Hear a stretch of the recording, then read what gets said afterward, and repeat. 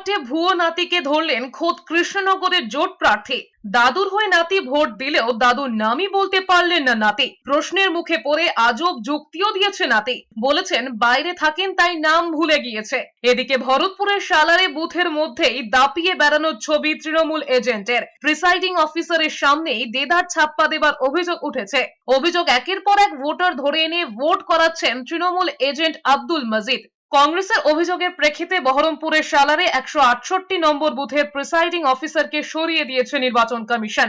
ছাপ্পা ভোটের অভিযোগের মধ্যে মুর্শিদাবাদের রেজিনগরের শক্তিপুর বাজারপাড়ার দুটি বুথে এজেন্টই দিতে পারল না তৃণমূল। শাসক দলের দাবি, রামনবমী ইস্যুর পর বিজেপির ভয়ে এজেন্ট হতে সাহস পায়নি কেউ।